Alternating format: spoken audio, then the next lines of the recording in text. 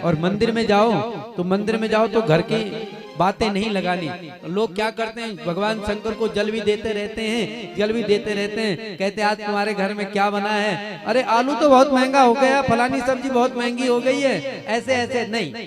उस समय या तो शांत रहो या तो नमः शिवाय का उच्चारण करो। बोलो भक्त वत्सल भगवान की जय। इसके पश्चात कहा महाराज भक्तों की महिमा बताई कि साधारण और मध्यम भक्त किसे कहते हैं। कहा जो चलते फिरते जीवों में कण कण में जो कहा भगवान का दर्शन करें, भगवान की अनुभूति उसे प्राप्त हो, तो सबसे सच्चा और श्रेष्ठ भक्त मेरा वही है। बोलो भक्त वत्सल भगवान की।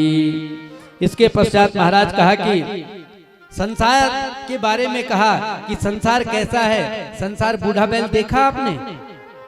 जब तक बैल में खेत में हल जोतने की सामर्थ्य है तब तक तो मालिक क्या करता है, उस बैल को खूब खिलाता है और वह बैल बूढ़ा हो जाता है, अब उसमें हल लगाने की सामर्थ्य नहीं है, तो मालिक क्या करता है, उस बैल को बाहर कर देता है कि केवल खाने के लिए आया है। उसी प्रकार का संसार की हालत है, बुजुर्गों की हालत भी वही है। महाराज कहा पाई पाई करके बचाया और बचाने के पश्चात महाराज जिनके लिए बचाया वह आज देखने को तैयार नहीं है। कहा बैल कहता है स्वरूप तो मानवों का है, लेकिन मेरे जैसे कर्म कर रहा है बैल ही है। बोलो भक्त वत्सल भगवान की जय हो। इसके पश्चात कहा महाराज जीव की आसुरी वृत्ति छूटती नहीं है। जब जीव माँ के गर्भ में रहता है, माता को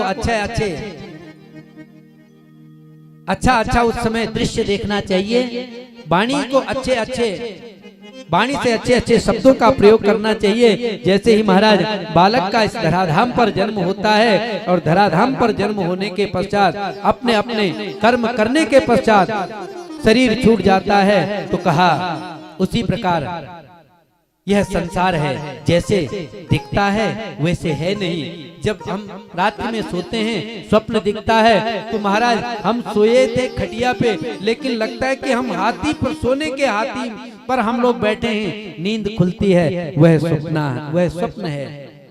देखे स्वप्न अनेक प्रकार, जिस प्रकार हम सोए हुए में नाना प्रकार के स्वप्नों को देखते हैं, ऐश्वर्य ठाट बाट राजर्षि महल में बैठते हैं, जब नींद खुलती है तो कहा महाराज पता चलता है कि वह क्या है, खटिया है। उसी प्रकार यह संसार है, जैसे दिखता वैसे है नहीं। बोलो भक्त वत्सल भगवान की